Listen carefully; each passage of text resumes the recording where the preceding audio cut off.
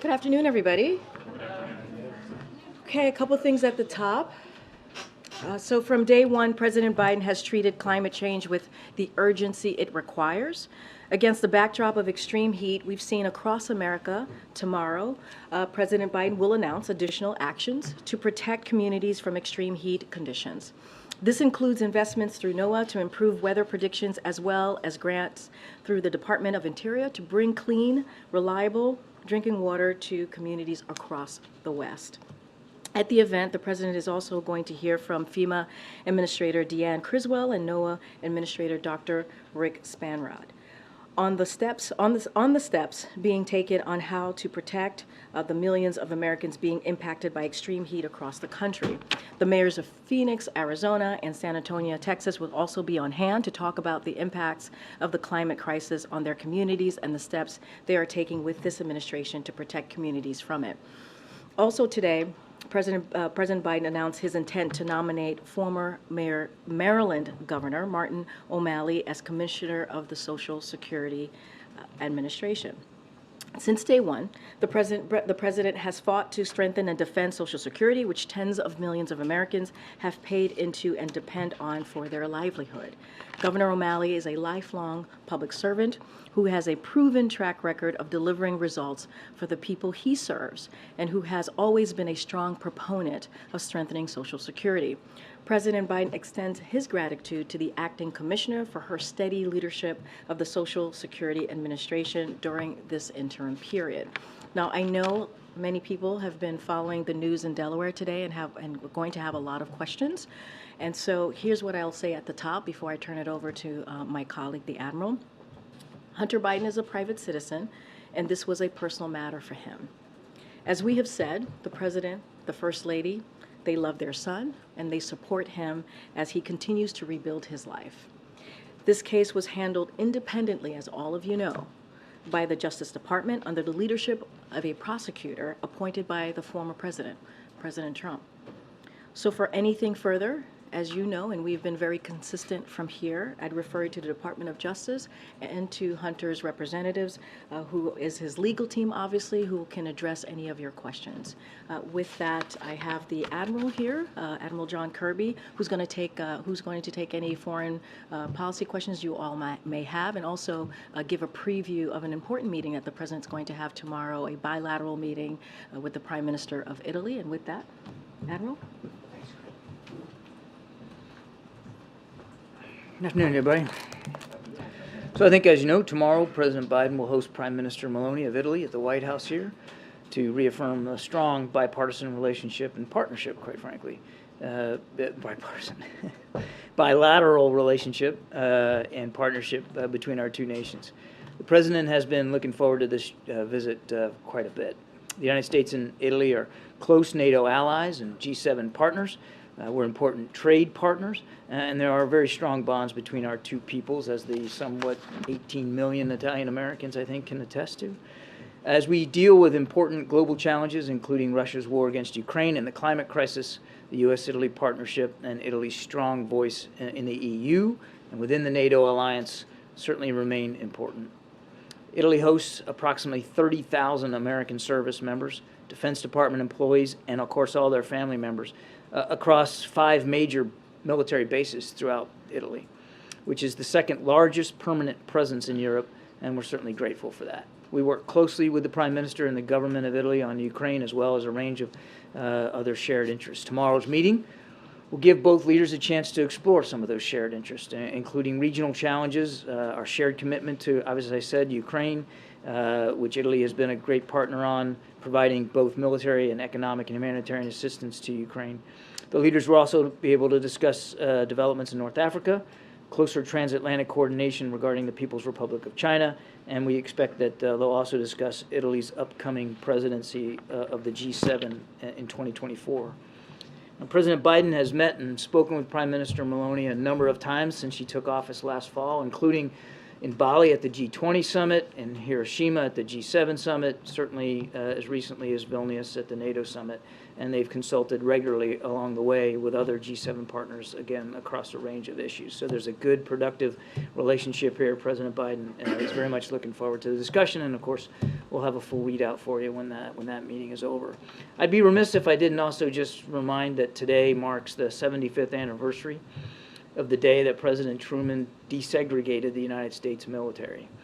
And it's an opportunity, we ought to take this opportunity to recognize, first of all, what a courageous decision that was for President Truman at the time, but also recognize the equal bravery, the equal sacrifices, and the terrific service of generations since that decision of members of color who deserve to be equally honored for their service to this country in peace and in war.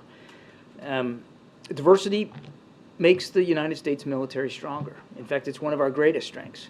It not only, especially now as an all-volunteer force, helps us better represent the American people that we serve and defend, but it also leads to better decision-making, more unique perspectives at the table, better operational performance.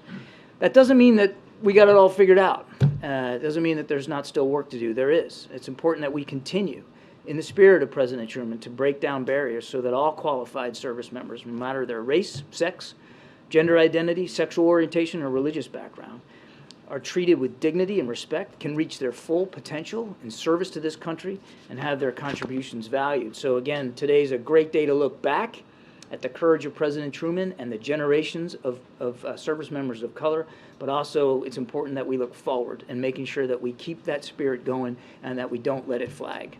That's all I have. Can we ask about the situation in Niger very quickly right now? Did the Nigerian military storm the presidential palace there to free the President Bazoum, from his security services who are holding him, sir? Well, look, we have watched this with deep concern, Peter.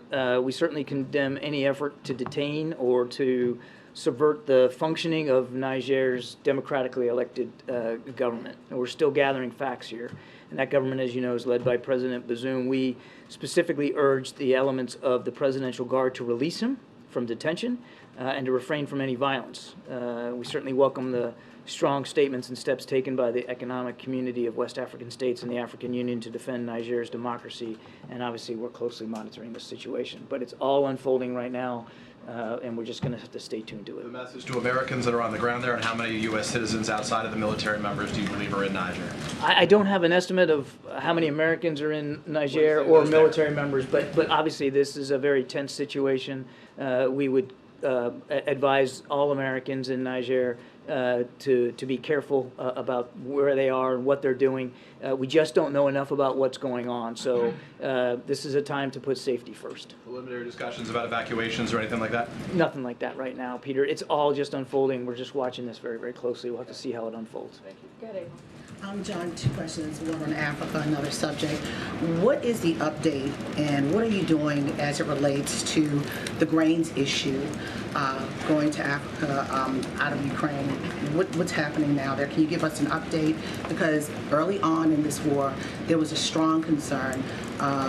President of Ukraine told Greg Meeks, then at the time the head of Foreign Affairs, that he was very concerned about these African nations, these third world nations that have hunger and food instability there. What is it's a great question, April. And, you know, Mr. Putin's hosting African leaders there in Moscow, starting today, I think.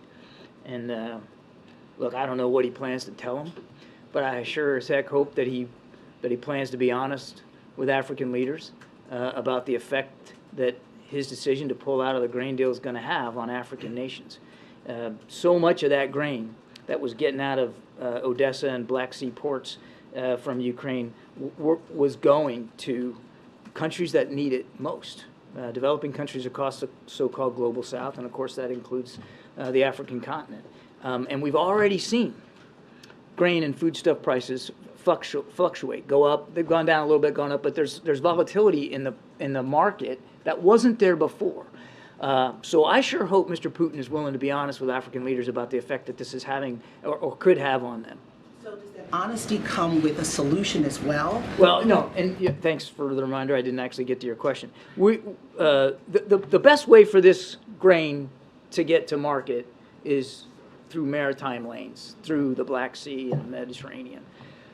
And obviously, that's not going to happen now, or at least for some time. So we are working with our EU partners. We're working with Ukraine and other European partners to see if there's other ways to get grain to market over land. But that's not as efficient. It's not effective. You can't move as much or as fast via land routes, whether it's truck or rail. But we're working to see what we can do to try to alleviate or increase the flow. And last question, as you mark the moment about the integration of the military, are you intertwining that with this moment, this racially and politically divisive moment, to show that patriotism is not just one group? The integration of the military shows that many people are patriots. I sure hope so. I mean, when a soldier fights and bleeds, that blood's red. It doesn't matter what the color of the skin was. And you don't have to look any further than just recent conflicts that this country has fought and see the contributions. I mean, significant contributions, and the cost in blood, American blood, put forth by people of color for this country. In fact, people of color were fighting for this country even before they were given all the rights of citizens. So yes, I think this is an opportunity, it must be an opportunity for us to recognize that bravery isn't divided by race or color, or creed. It's not. It doesn't matter who you worship or whether you worship at all. Bravery, skill, the courage that goes along with being a member of the United States military, and that's something that comes from the heart. And especially now with an all-volunteer force, people are, signing up to do this. They're not being told to do it. So I hope it is an opportunity for all Americans to recognize that all Americans who have served this country in uniform continue to defend it bravely. Thank you. John, I'd like to follow up on the grain deal initiative. Can you tell us what are the most efficient ways of delivering, the most efficient alternatives of delivering grain from Ukraine? So you're talking about consistent work with the partners. What exactly are those alternatives? Well, as I think I said to April, look, the most efficient way is by ship. I mean, it's just the best way to get the maximum amount of grain out on a timely basis. You could use rail, you could use truck routes. You could also look at perhaps other EU ports, but you gotta get it out of Ukraine to be able to use other EU ports. So there's no more efficient way than by maritime traffic. That's just a scientific fact or physical fact. But we are going to continue to work with our partners in Europe to see if there's other overland ways to do it. If I may, is there an agreement between the U.S. and its allies regarding the location, method, and timing of the F-16 training for Ukrainian pilots? I'm sorry, can you repeat that question? I was writing myself a note. Is there a consensus between the U.S. and its allies regarding the location, method, and timing of the F-16 training for the Ukrainian pilots? So here's what I can tell you.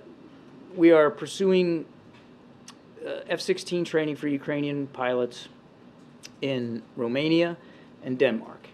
The dates, the locations, the length of the syllabus, all that's still being worked out. And I can't give you a day on the calendar and say, well, it's going to start in Romania here and it's going to start in Denmark there. I just don't know. We're still working that out. But we know it's going to be in Denmark and Romania. And there could be other sites as well. That's where we're looking at right now. I know that the Brits are also beginning English language training for Ukrainian pilots so that they can actually operate the controls in an F-16. So that's getting started here, I think, soon.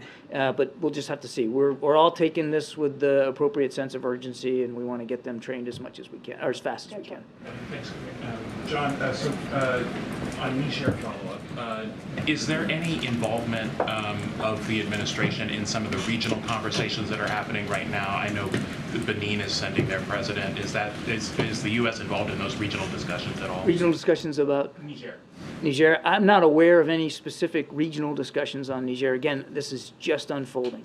Okay. And then on the Italian meeting tomorrow, I don't think I've ever heard you guys express an opinion as far as Italy leaving the Belt and Road Initiative, whether you think that's a good idea. You're not supportive of the Belt and Road Initiative and have been trying to create alternatives to it. So do you think it's a good idea for them to leave?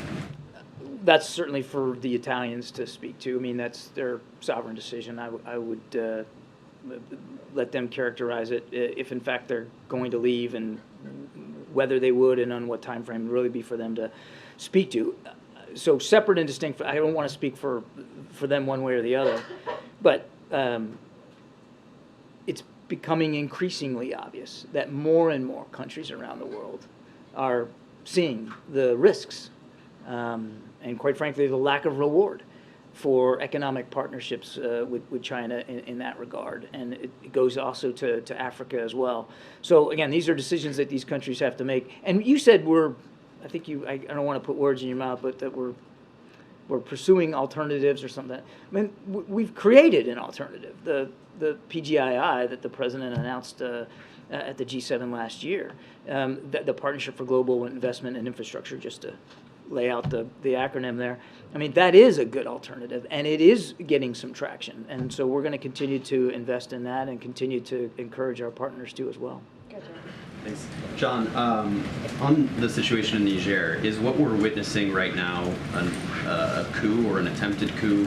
And is the U.S. taking any protective measures at the embassy or in terms of movement of the U.S. troops who are based there? We're not putting a title on it right now, Jeremy. We're watching this unfold in near real time, just like you are. It's not entirely clear exactly what's going on. We've just got these reports that the president's being detained, and of course we urge for his speedy release. So we'll just kind of have to watch and see where this goes. And then on this unidentified aerial phenomenon hearing that's happening on Capitol Hill, David Grush, who sat on a U.S. Air Force panel on UAPs, he says that he was informed of a UAP crash retrieval and reverse engineering program based on interviewing 40 witnesses over 4 years. Does such a program exist, and do you believe that the American people deserve to know if it does? I have no information on that to provide for you today, one way or the other. I would just say what I said last week when I got asked about this. We obviously take the issue of unidentified aerial phenomenon seriously. There's a whole office at the Pentagon that has stood up to analyze the data, collect reports, collate those reports, and forward them up appropriately. And that's, I think, testament to the fact that we know that in some cases, these phenomena have impacted military training, have then impacted military readiness. But this hearing today does seem to have brought this issue to kind of a new level of public consciousness. And so I wonder if the president believes that these claims warrant further investigation. Do you guys see some of these claims and allegations as credible? If the president didn't believe that the sightings by pilots were serious enough to be considered, he wouldn't have wanted the Pentagon to stand up an office to look at this, to analyze the data, to collect reports, to provide a system by which we can collate the information and better figure out what we've got here. But that work's ongoing. So if your question is, do we think we need to be transparent with the American people? Of course we need to be as transparent as we can be. But the truth is, Jeremy, we don't have hard and fast answers on these things. We are trying to get smarter on it. Sebastian. Thank you. Again, on Prime Minister Meloni, on the Belt and Road, is it something that the President will bring up with the Prime Minister, at least, whatever his position, the Belt and Road issue? I think I'll just leave it as I did my readout. They certainly will talk about shared concerns and perspectives and challenges with respect to the PRC. But in terms of specific agenda items. I don't have anything beyond that. And on the Prime Minister herself, to what extent is President Biden uncomfortable with her being a far-right politician, and she opposes, or her party opposes a bunch of things that the president fights for? And of course, in Europe generally, it's got there are dark roots to that whole movement. The president has enjoyed working with her, and certainly on issues of foreign policy, there's been a lot of overlapping and mutually reinforcing approaches that were taken with Italy. Italy is a NATO ally, and they are a very competent NATO ally, and they've been a tremendous supporter of Ukraine. They're hosting something like 170,000 Ukrainians on Italian soil, just taking care of these folks while this war rages on, and they have provided millions of dollars of security assistance, humanitarian assistance, economic assistance. I mean, there's just in my opening statement, you can see there's an awful lot of things to talk about with the Prime Minister. The President's looking forward to that. And again, there's been a lot of alignment on a lot of key foreign policy issues. On the domestic issues, internal Italian issues, he just needs those, sets them aside. The Italian people get to decide who their government is. It's a democracy, and the President respects that. And he also respects the work that he's been able to do with the Prime Minister, again, on a range of issues. But that's what they're going to talk about. Thank you, Karine. Hi, John. Thank you. So back to Jeremy's questioning. Does the United States believe that there may be life outside of Earth? I don't have a position on that one way or the other to speak to today. What we believe is that there are unexplained aerial phenomena that have been cited and reported by pilots, Navy and Air Force, that these phenomena have, in some cases, had an impact on our training ranges, on our pilots' ability to fly, train, operate, and stay ready.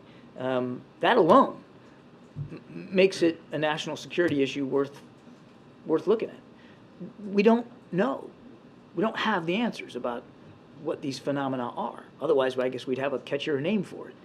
Unexplained, unidentified aerial phenomena doesn't exactly roll off the tongue, but it's an honest assessment of what we think about this problem set. And so we'll see where it goes. Okay. And then on Trevor Reed, has the administration on any level communicated with Russia about Trevor Reed? Since he was injured, I know of no communications with Russian officials since the reports of his injury. I asked because Secretary Blinken echoed what we heard from Karine yesterday, which is that, the administration believes that Trevor's case and what he did should be a separate case from the negotiations to bring Paul Whelan and Evan Gershkovich home. But my question is, how can the administration say that so confidently if you haven't even heard from the Russians about it?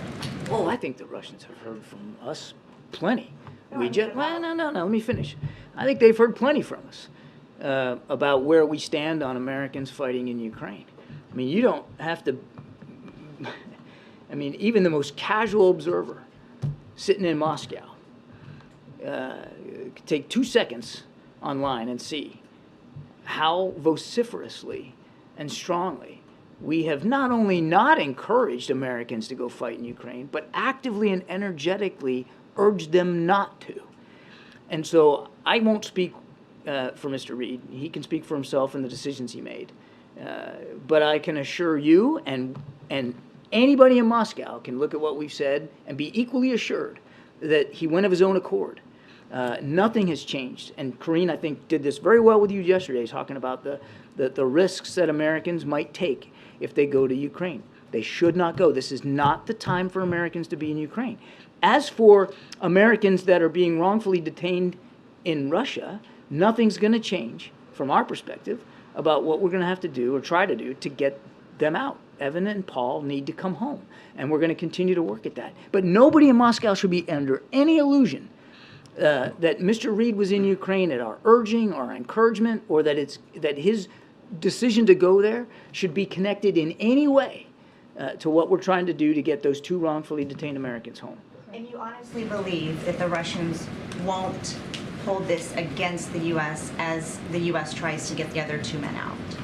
Man, I'll tell you, if I could get inside the head of Russian officials and know what they were going to decide and do, I probably would be in a very different place. I don't know. I can't possibly begin to predict what they'll think or say.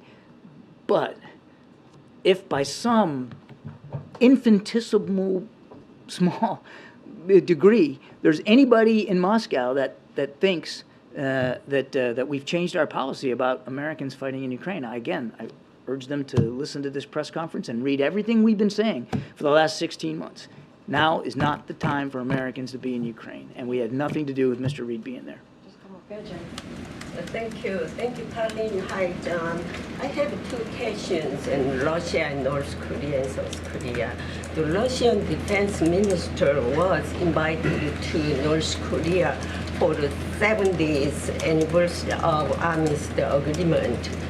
And it is known that the Russian defense minister will discuss importing weapons from North Korea.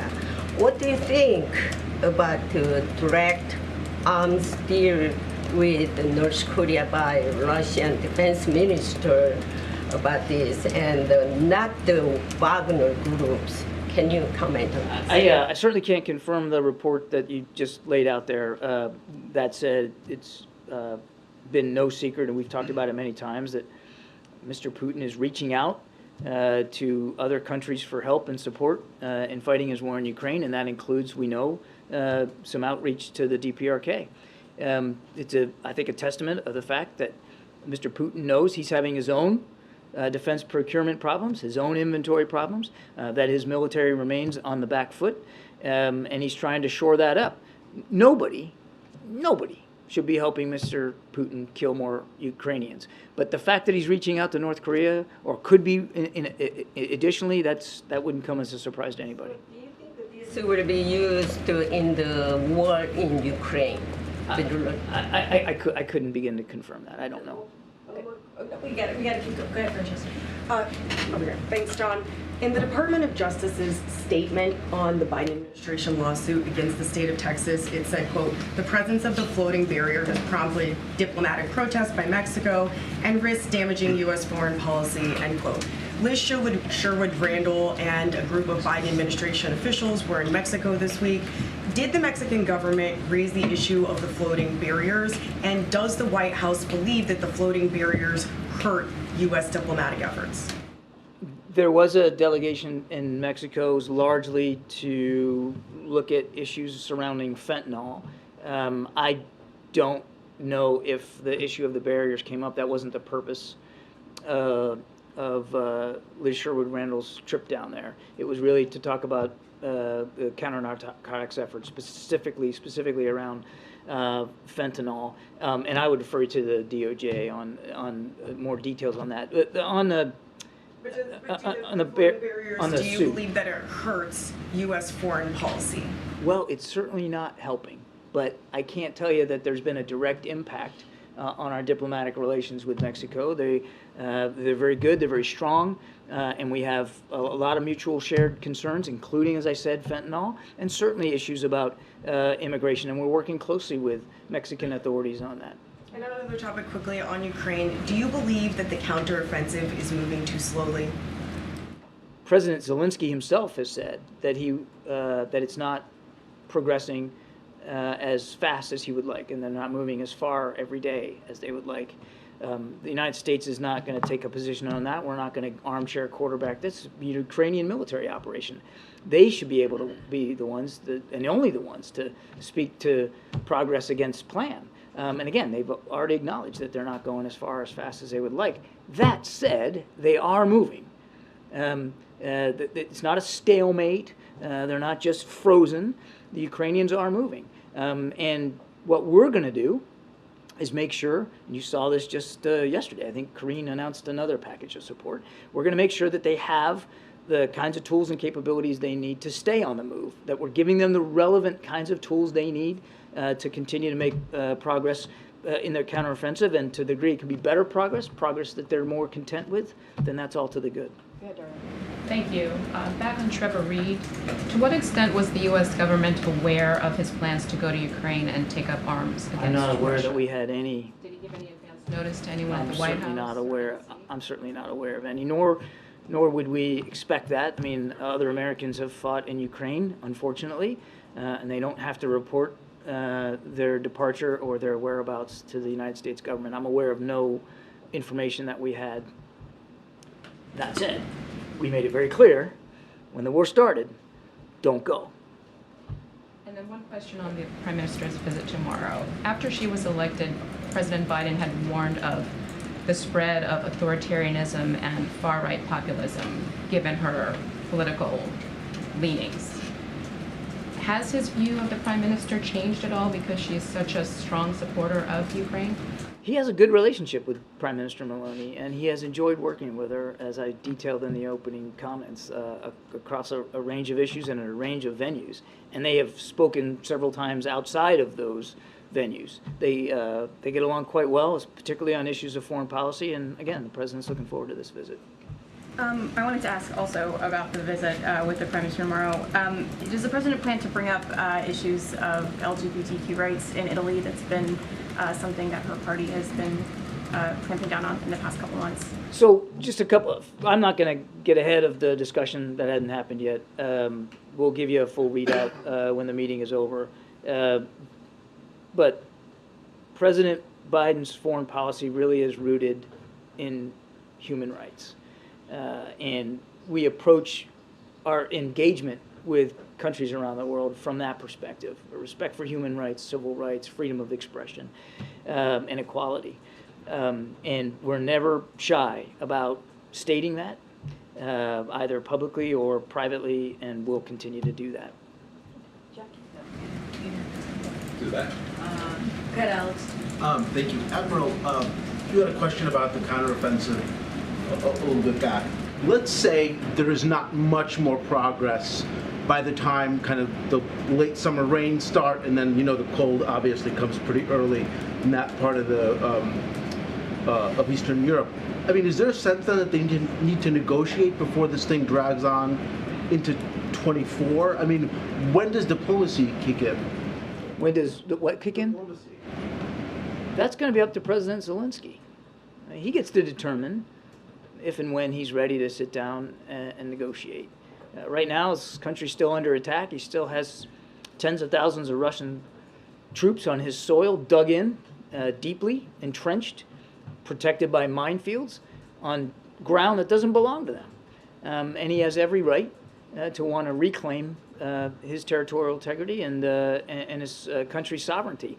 But only President Zelensky is going to be able to determine that. Now, hang on a second now. He's put forward a 10-point peace formula that we are working with him and his government to help actualize.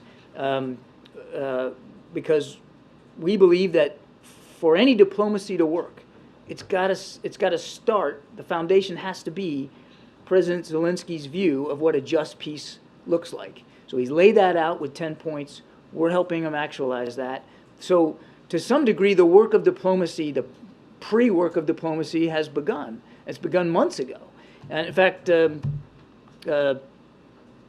Jake Sullivan, National Security Advisor, spoke to Mr. Yermak, his equivalent in the Ukrainian government, just today. And this was one of the topics that they discussed, was this idea of a just peace and how to actualize it. But Zelensky's, he has said he needs F-16s, ATACMS, more heavy armor to make progress, especially because the defensive positions are so heavily mined and fortified. I mean, isn't there kind of a disconnect then? If you want them to win, should they not have what they say they need? They do have what they need. We have provided the Ukrainians everything they asked for in the months leading up to the counteroffensive and continuing right through it. Again, Karine just walked you guys through a whole big old package yesterday. And all the stuff that's in that package is stuff that's relevant to the fight that they're in this counteroffensive. But this notion that they didn't get everything they needed before the counteroffensive, or that a shortage of capabilities is what's causing delay is not true. They got everything they asked for and continue to get everything they asked for. Now, I recognize and you can't blame them for wanting more. And we've talked about F-16s. The training will begin sometime soon, and hopefully thereafter followed by actual aircraft. But they've got tanks, they've got artillery, they've got HIMARS, and we're going to continue to work with them every single day about trying to fulfill their needs as best we can. Okay. Owen, you have a last question. Thank you, Karine. Admiral, good afternoon. Do you know if the administration has seen the images of the bombed out Transfiguration Cathedral in Ukraine? A few days ago it happened, this big, beautiful cathedral bombed out. Some debate over whether it was Russian missiles or falling Ukraine debris, but have you seen those images? I have not. And then finally, any update on the Tuberville situation, on the hold? Is the administration planning on meeting with him? What's the situation? Secretary of Defense Austin has spoken a couple of times in just the last couple of weeks with Senator Tuberville. He maintains his hold. And now we're up to over 300 nominations that are being held, and it's having a real effect on military families, spouses who are not able to take jobs in the next location because they can't set up a move. That's not hypothetical, that's actually happening. Children who are having to be disenrolled from schools that they were supposed to start in the fall because they can't execute the move to get there. They can't make it in time for the school sessions to start. That's not hypothetical, that's happening. You've got senior officers who are being asked to delay their retirements. They're well-earned retirements, speaking as a retiree, and they're not able to do that, or they're willing to delay that to stay in the military a little longer while this very dangerous hold persists. And some will inevitably start voting with their feet, and they just won't be able to do that for a variety of reasons, and we're going to lose that talent because they aren't willing as a family to stay behind. One of Tuberville's contentions is that taxpayer dollars should not be funding travel-related expenses for abortion for military members. You say what? The President and the Secretary of Defense say that it should be. I talked about this the other day, so I won't go through it all again. But our service members don't get to decide where they get stationed. That's why you call them orders. You go where you're told to go. You go where the duty demands. And most of our service members serving in states across the country aren't residents of those states. But they're also not going to violate state laws. If you get stationed in a place like Alabama, you're going to obey Alabama laws. But if you're a service member and you deserve, as a service member, appropriate health care, including reproductive health care, the military has an obligation to make sure you get that health care. And for those who say that this is some sort of political issue and it's not readiness, but it's readiness. A healthy force is a ready force. And a woman service member or a woman family member has every right to expect that when they sign up to serve in the military, they're going to get the health care that they deserve. And so the military has put in place a policy, not one that Secretary Austin wanted to have to put in place, but these state laws are forcing him to put in place to allow female service members and their and women family members that need reproductive care, can't get it where they're stationed, to have the time off and some travel allowance to go take care of their own health. It's a covenant that you make with the military when you sign up, and it's a covenant that the military makes with you when you sign up. Thank you. Appreciate it. Appreciate it. Thank you. Thank you. Okay. All right, Darlene, what you got? Thank you. Have you seen the president since Hunter Biden showed up in federal court, since the deal fell apart? Did he have any reaction that he has agreed to allow you to share with us? So I'll tell you this, and I'll repeat this as what I said at the top, which is the president loves his son. The president and the first lady love their son, and they support him as he's rebuilding his life and trying to move forward. I have not spoken to the president today. He has been busy continuing to work on behalf of the American people, as he does every day with internal meetings, and so I will leave it there.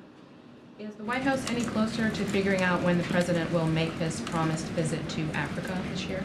I don't have a visit to preview at this time, but as you know, the president met with African leaders at the end of last year. It was incredibly productive, and he promised to visit the continent of Africa this year. Just don't have anything to lay out. As you know, the First Lady has traveled to the continent, so has the Vice President, and so we have kept our commitment in continuing to grow and develop that relationship with countries in Africa. Last question. Sure. I wanted to follow up on your comments yesterday about Commander. You shared a statement that said the Bidens have been working with Secret Service and the resident staff on leashing protocols. You talked about how the Secret Service has treated these biting incidents as workplace incidents. The statement went on to say that the President and First Lady are grateful to the Secret Service and the staff for keeping the families safe. But what we didn't hear yesterday was any statement of contrition or an apology, or that they're mortified or regret that Commander has been behaving like this. So look, would you like to update the statement? Look, the statement came from my colleague that I was reiterating over at the First Lady's office. I would certainly refer you to the statement again. Look, the President and the First Lady continues to be incredibly grateful to the Secret Service and the executive resident staff. That continues to be the case. We are working through this to make the situation even better. I don't have anything else to add. As I mentioned yesterday at the top, being here on this complex, this White House complex, is incredibly unique and can be stressful situations for family pets, and we're certainly working through this particular situation with the Secret Service to make this better.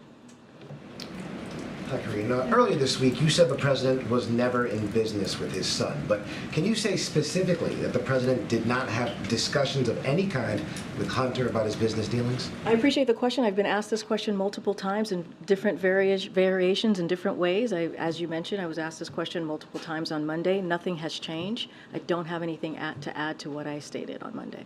Can you give us a preview of the president's briefing on heat? I gave you a little bit of preview. He's going to be announcing some actions tomorrow. The extreme weather, as you all know, has been a difficult time for families and Americans across the country, especially out west. And so you're going to hear from the president about this. Let's not forget climate change. Climate change is real. That's why the president has taken some historic actions to deal with this issue, to deal with climate change, a crisis that he called when he first walked into this administration. And let's not forget, the Inflation Reduction Act is one of those laws that is giving or going to give the most resources to deal with climate change. The president is very proud of that, and you'll hear directly from him on this issue tomorrow. Thanks, Karine. Have the president and his attorneys been in touch with Hunter's legal team today, and have they been keeping tabs on the proceedings? Look, I don't have anything to share. I would refer you to, on this particular issue, I would refer you to Hunter's representative. I would refer you to the Department of Justice. I don't have anything to share beyond on what I shared at the top of this briefing. It's extremely rare in such a high-profile case for a plea deal to fall apart like this. Does the president believe that the federal prosecutors in this case, have acted appropriately and competently? As you know, Jeremy, this was an independent investigation that was overseen by the Department of Justice. As we've been very clear, they are independent. We give them the space to do their work. We believe in the rule of law. I just don't have anything else to share on this. I would refer you to the Department of Justice. Again, this was done independently, and I would also refer you to Hunter's representatives. On Senator Tuberville and his continued hold on these military promotions, he floated a potential way to move the nominations more quickly by saying that he'd be open to limiting the debate time on each individual nominee. Does the president believe that it's time to start moving some of these military nominations individually and voting on them individually through the Senate? Look, Jeremy, I understand the question, but this is something that one senator is holding up. One senator, one Republican senator. And it shouldn't be done this way. It shouldn't be done this way. I think the Admiral did a really good job laying out what this means for our military families, our military service members. They don't deserve to be treated this way. When we talk about this particular legislation, not just the legislation, but as we move forward with these types of nominations, they should be done in a bipartisan way. And so it's unfortunate that this Senator Tuberville, is treating this as a political stunt, he has to answer to military families, and he has to answer to military members who do everything that they can to protect us. and he's putting them in harm's way. And so I get the question, but this is truly on Senator Tuberville here. Does there ever come a point, though, where, especially as the chairman of the Joint Chiefs of Staff is set to retire, you need to fill that position where it's maybe worth, especially for the most senior positions that really put national security at risk, to start moving some of these individuals? Jerry, we shouldn't be in this situation. I get it. I hear what you're saying, but we should not be in this situation. Senator Tuberville should not be putting our military in this situation, not be using political ploys or political stunts to put our military in this situation, to put not just the military, but our national security for Americans across this country. And so I get it. I get that there are potential other pathways to get there, but we shouldn't be here. We just should not be here. And what he is doing is dangerous, and it's insulting. Okay, Risha. Karine. President Biden has spent most of his political career working on gun laws, on gun reform. Does he believe that someone who is charged with possessing a firearm illegally should be prosecuted to the fullest extent of the law? So here I'm going to be, I think I know where this question is going, and I'm just going to continue to say, as it relates to the case that we're seeing in Delaware, I'm just going to not speak to that. It is an independent matter. This is up for the Department of Justice. Even with the question that you're asking me, it's one of those legal criminal matters, and it's up to that process, that legal process. I'm just not going to speak to it here. But again, the president, when he was a senator, crafted gun legislation. As president, he talks often about the need to get illegal firearms off of our streets. So when someone possesses one illegally, what does the president believe should happen to them? The president has been very clear. You just laid out where his position has been, what his policies have been, what he was able to pass into law. I'm going to be very mindful here. I'm going to be very careful because I see where this question is going, and I'm just going to refer you, as this has been an independent investigation. It's overseen by the Department of Justice. I'm going to let them speak to this as they are moving forward. Thank you, Karine. Thanks, Karine. The president has nothing on his schedule today other than his daily presidential briefing. So can you share with us what he's up to, who he's speaking with? Yes, absolutely. So the president participated in an interview with Jay Shetty, who you all may know, to discuss the administration's effort to tackle the mental health crisis that affects millions of Americans. As you know, the president just yesterday announced a new rule to make sure that mental health is dealt with in parity, or that mental health is indeed health. You heard him say that directly yesterday. Jay Shetty's podcast, On Purpose, is the #1 health and wellness podcast with an average of 21 million downloads each month.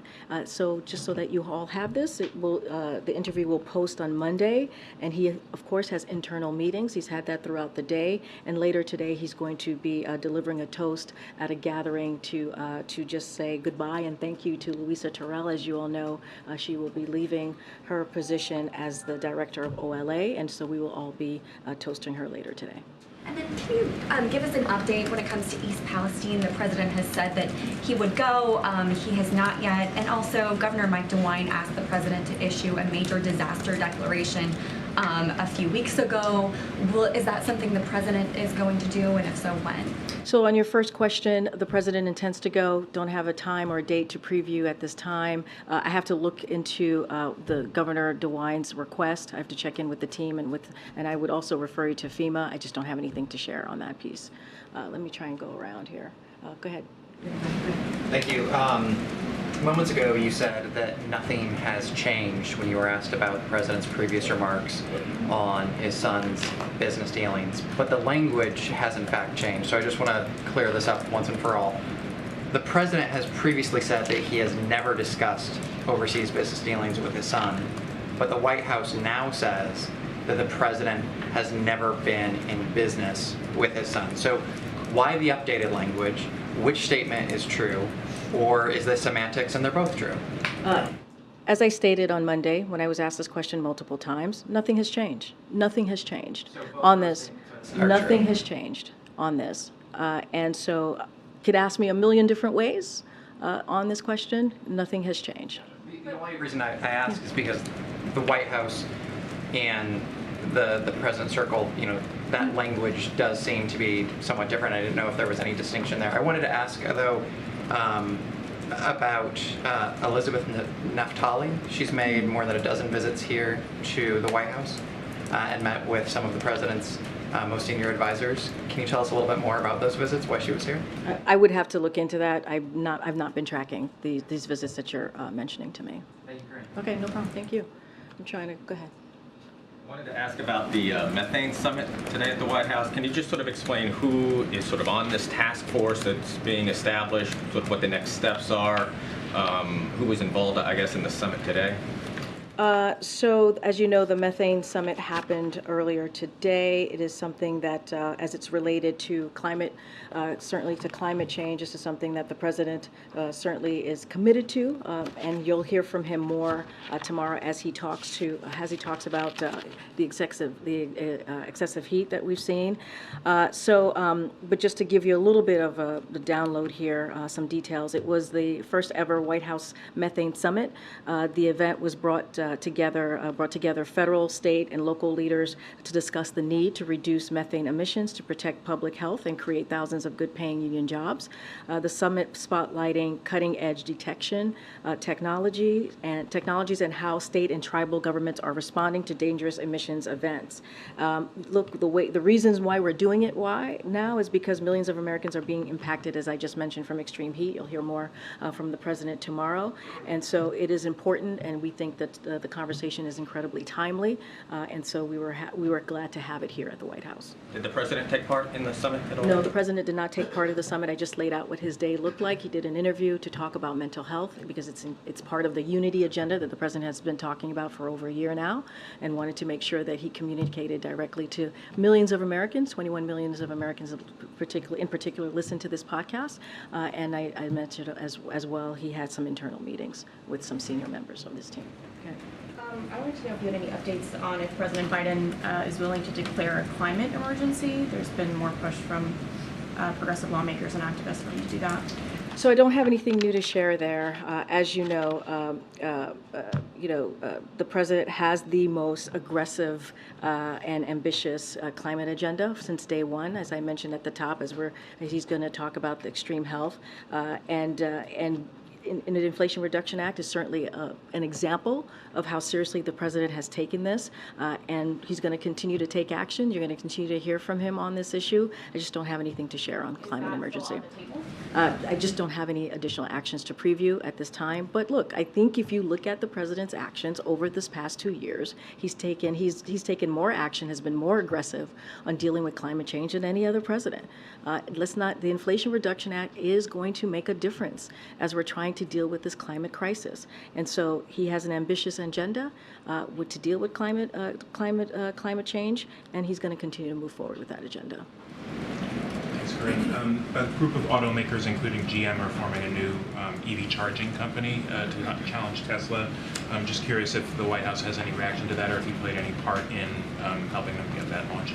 Are you talking about the 7 companies that are? Yeah. So look, and you've heard me and others talk about this. That's Bionomics. Bionomics is working and is in action, and because of this president's policies, you have these 7 major automakers coming together to install, I think, 30,000 high-powered EV charging stations, and that's progress. That's going to help middle-class families. The president's Investing in America agenda. This is part of that. This is part of Bionomics, as you hear us talk about. It's creating new union jobs for installation and maintenance. So this is an important step forward as we talk about how to deal with this climate crisis. Any antitrust concerns about multiple companies working together in that fashion? Look, I don't have any concerns to lay out for you today, but we think this is an important step forward as we're dealing with this issue, as we're also talking about creating jobs, as we're building the economy. Again, this is Bionomics in action. Go ahead, Francesca. Thanks, Karine. Has any progress been made since we last talked about this on bringing home Travis King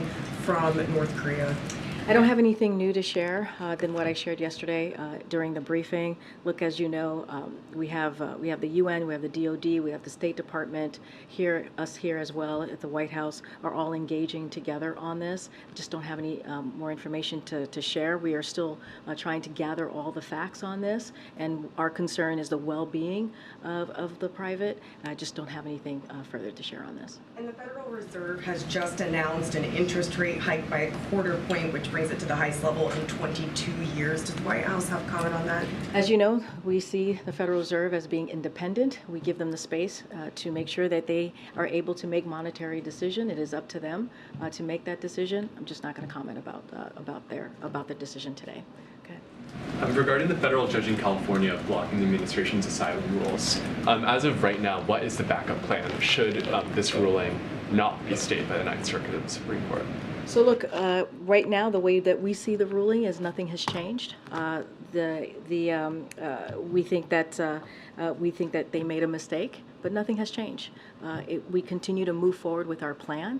The Department of Justice has responded to this, so I certainly will refer to them, but nothing has changed. We're going to move forward. Let's not forget the action, the plan that the President has put forward has actually shown a